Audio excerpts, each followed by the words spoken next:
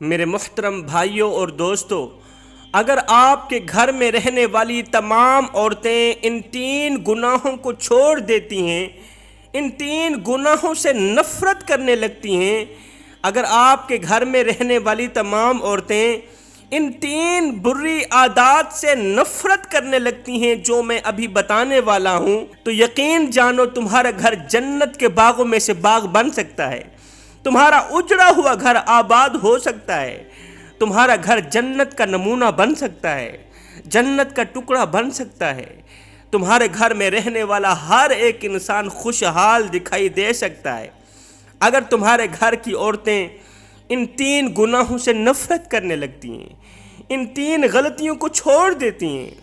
یقین جانو جب بھی تم گھر کی دہلیز پر قدم رکھو گے، یوں محسوس کرو گے کہ جیسے تم نے جنت کی دہلیز پر قدم رکھا، یوں محسوس کرو گے جیسے تم جنت کی وادیوں میں گھوم پھر رہے ہو۔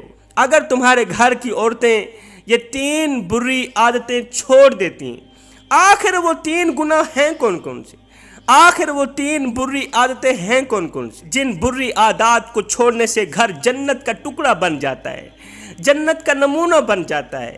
اے اسلام کی مقدس شہزادیوں، جب تمہارا گھر اجڑنے لگے، جب گھر میں پریشانیاں پھیلنے لگیں، جب عزیز و اقارب دوست رشتہ دار سب چھوڑ جائیں، تنہا اکیلی رہ جاؤ، جب حالات مشکل ترین بن جائیں، تو ان مشکل ترین حالات میں پریشان نہیں ہونا، گھبرانا تو بالکل ہے ہی نہیں، بلکہ ان مشکل ترین حالات میں اپنی امید بھری نگاہیں رب کی طرف کر لینا، اپنی امید بھری نظریں رب کی طرف کر کے ان 3 گناہوں سے پکی توبہ کر لینا، ان 3 بری عادات سے پکی توبہ کر لینا۔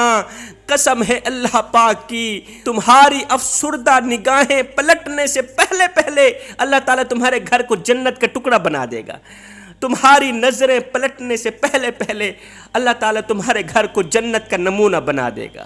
آخر وہ 3 بری عادات ہیں کون کون سی؟ وہ 3 بڑے گناہ ہیں کون کون سے جن کے چھوڑنے سے، جن سے نفرت کرنے سے گھر جنت کا نمونہ بن جاتا ہے، گھر جنت کا ٹکڑا بن جاتا ہے؟ پہلا گناہ شوہر کی ناشکری کرنے والا گناہ۔ عورتوں کا پہلا گناہ شوہر کی ناشکری کرنے والا گناہ۔ اے اسلام کی مقدس شہزادیوں، شوہر کی ناشکری کرنے والا گناہ یہ کوئی چھوٹا گناہ نہیں ہے، یہ کوئی چھوٹی غلطی نہیں ہے، یہ بہت بڑا گناہ ہے، یہ خطرناک گناہوں میں سے ایک گناہ۔ یہ وہ گناہ ہے جو عورتوں کی نیکیوں کو اس طرح کھاتا ہے جس طرح آگ لکڑیوں کو کھاتی ہے۔ جو عورت اپنے شوہر کی ناشکری کرتی ہے، وہ نماز پڑھے اس کی نماز قبول نہیں، وہ روزہ رکھے اس کا روزہ قبول نہیں، وہ حج کرے اس کا حج قبول نہیں، جب تک وہ اپنے شوہر کے آگے معافی نہیں مانگتی، شوہر کو راضی نہیں کرتی۔ وہ شوہر، وہ مجازی خدا جو جب مالدار تھا تو ہزاروں نعمتوں کی بارش برساتا تھا، جب وہ پیسوں والا تھا، جب اس کے پاس مال تھا، دولت تھی، تو وہ اپنی بیوی بچوں پر ہزاروں نعمتوں کی بارش برساتا تھا، بیوی کی ہر خواہش پوری کرتا تھا، بیوی کی ہر تمنا پوری کرتا تھا، بیوی کو مہنگا سوٹ پہناتا، مہنگا جوتا خرید کے دیتا، بیوی کو سونا پہناتا، اس نے بیوی کے ہر ایک سپنے پورے کیے، ہر ایک شوق پورے کیے۔ لیکن جب شوہر غربت کا شکار ہوا، جب شوہر غربت کی گرفت میں آیا، تو بیوی بجائے حوصلہ دینے کے یہ کہنے لگی کہ میں نے آپ میں کبھی کوئی بھلائی نہیں دیکھی، میں نے آپ میں کبھی کوئی اچھائی نہیں دیکھی، آپ نے زندگی میں کون سے میرے سپنے پورے کیے، کون سے میرے شوق پورے کیے، کون سی میری خواہشات پوری کی؟ تو نے کبھی مجھے اچھا کپڑا نہیں پہنایا، اچھا جوتا نہیں پہنایا، یہ جو کچھ میں نے پہنا ہوا ہے، میرا تمام ہار سنگار تو مجھے میری ماں خرید کے دیتی ہے، یہ تمام چیزیں تو میرا باپ خرید کے دے کے گیا ہے، تو نے مجھے دیا ہی کیا ہے؟ تو نے میرے کون سے شوق پورے کیے؟ یہ ہوتی ہے شوہر کی ناشکری کرنے والی بیوی۔ یہ وہ عورت ہے جو ہر وقت اللہ تعالیٰ کے غضب کا نشانہ بنی رہتی ہے۔ یہاں پر میں اسلام کی مقدس شہزادیوں کو ایک عبرت ناک واقعہ سناؤں گا۔ ایک فقیر تھا، اللہ والا تھا، درویش، مست ملنگ بابا۔ گرمی کا موسم تھا، ٹھنڈی ٹھنڈی ہوا چل رہی تھی۔ یہ قبرستان کے ساتھ ایک درخت کے سائے میں سویا ہوا تھا۔ یہ فقیر اللہ والا قبرستان کے ساتھ ایک بہت بڑا درخت تھا، درخت کے سائے میں سویا ہوا تھا، ٹھنڈی ٹھنڈی ہوا چل رہی تھی۔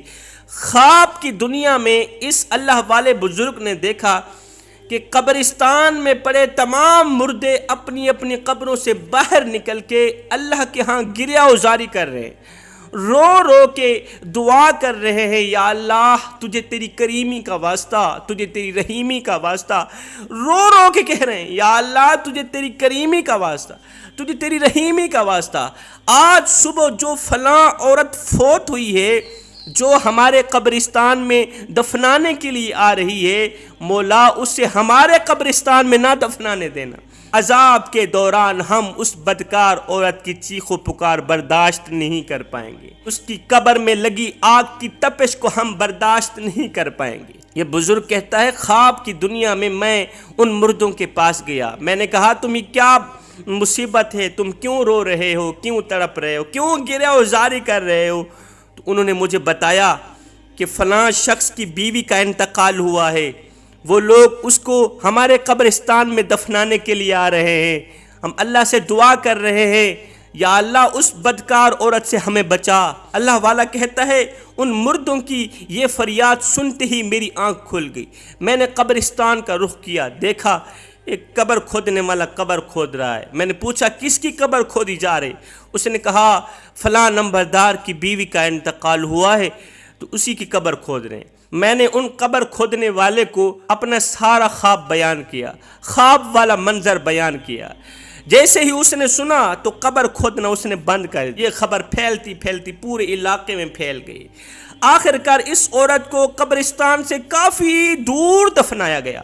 تدفین کے بعد چند عورتیں اس شوہر کے پاس آئیں، اس نمبردار کے پاس آئیں، پوچھنے لگی کہ آپ کی بیوی آخر کون سا ایسا گناہ کیا کرتی تھی کہ اس کی قبر جہنم کے گڑھوں میں سے گڑھا بنی ہوئی تھی، کیڑے مکوڑے اس کے انتظار میں تھے، آخر آپ کی بیوی کون سے ایسے کارنامے سر انجام دیتی تھی؟ شوہر نے کہا کہ میری بیوی نماز بھی پڑھتی تھی، اللہ اللہ بھی کرتی تھی، لیکن اس کے اندر ایک خامی تھی، ایک گناہ بار بار کیا کرتی تھی۔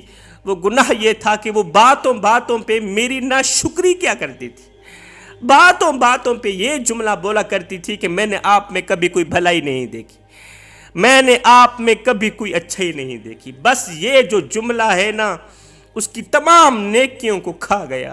اے اسلام کی مقدس شہزادیوں، زندگی میں کبھی بھول کے بھی شوہر کی ناشکری نہ کرنا، یاد رکھنا تمہاری قبر جہنم کے گڑھوں میں سے گڑھا بن جائے گی۔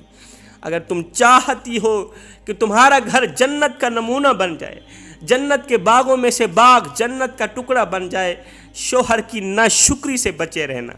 تو دوسرا گناہ جس سے تم نے جان چھڑانی ہے وہ ہے اپنے محلے میں رہنے والی عورتوں کو دکھ دینا، محلے میں رہنے والے کسی بھی افراد کو درد دینا، تکلیف دینا، اس کا جینا حرام کر دینا، محلے میں رہنے والے لوگوں کا گلہ کرنا، بد اخلاقی سے محلے میں رہنے والے لوگوں کو خود سے جدا کر دینا۔ یہ وہ گناہ ہے جو تمہارے آباد گھر کو بھی اجاڑ کے رکھ دیتا ہے۔ اگر تم چاہتی ہو کہ تمہارا اجڑا گھر جنت کا نمونہ بن جائے تو اپنے ہمسایوں کا خیال رکھا کرو، غریب ہمسائے کی فریاد سنا کرو، بھوکے ہمسائے کو کھانا کھلایا کرو، پیاسے ہمسائے کو پانی پلایا کرو۔ اگر تم اس بری عادت میں ملوث ہو، اگر تم اس برے گناہ میں مبتلا ہو تو اسے جڑ سے اکھاڑ کر پھینک دو۔ تیسرا گناہ بچا ہوا کھانا ضائع کر دینا، غریب کے گھر دینے کے بجائے، کسی بھوکے انسان کو دینے کے بجائے دسترخوان میں بچا ہوا کھانا ضائع کر دینا، فریج میں رکھ دیا، پڑا وہ فریج میں بھی خراب ہو گیا، روڑی پر پھینک دیا، کتوں کے نصیب کیا، انسان کے نصیب نہیں کیا۔ کتوں کو کھلایا، بھوکے انسان کو نہیں کھلایا۔ یہ وہ گناہ ہے جو انسان کے گھر کو جہنم کے گڑھوں میں سے گڑھا بنا دیتا ہے۔ رحمت کے فرشتے ایسے گھر میں نہیں آتے، رزق بانٹنے والے فرشتے ایسے گھر میں نہیں آتے۔ جس گھر میں رزق ضائع ہوتا ہو، جس گھر میں کھانا ضائع ہوتا ہو۔